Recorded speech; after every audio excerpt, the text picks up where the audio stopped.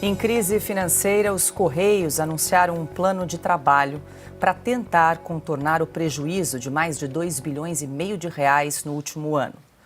A fórmula apresentada pela estatal inclui redução da jornada de trabalho para diminuir os gastos com a folha de pagamento, suspensão das férias e o fim do trabalho remoto.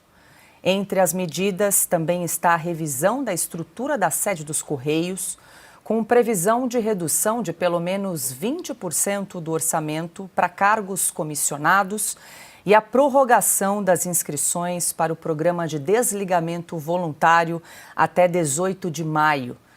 Caso o plano consiga alcançar todas as metas apresentadas, os Correios esperam economizar 1,5 bilhão de reais em 2025.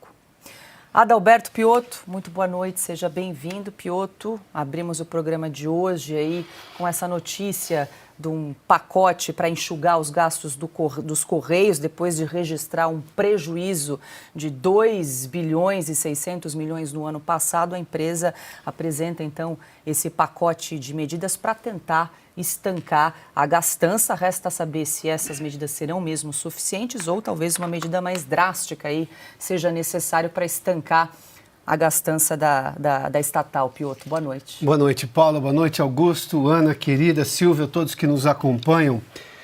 Nenhuma das medidas foi vamos parar de patrocinar o show do Gilberto Gil, assim, ou show de qualquer outro tipo de patrocínio. Porque a questão não vai fazer patrocínio de uma empresa que não precisa falar muito, né? E que está devendo.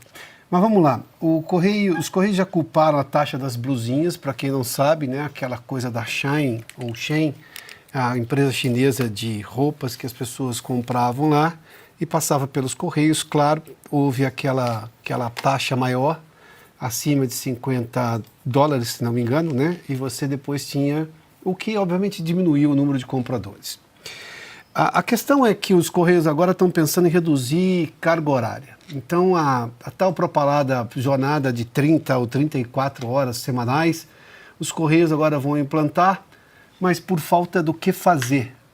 Não há demanda hoje nos Correios, porque os Correios se tornaram tão ineficientes ou ficaram tão longe, por exemplo, da concorrência. Posso citar a concorrência como, por exemplo, o Mercado Livre, a Amazon e todas essas outras empresas que não só vendem, como fazem a logística própria.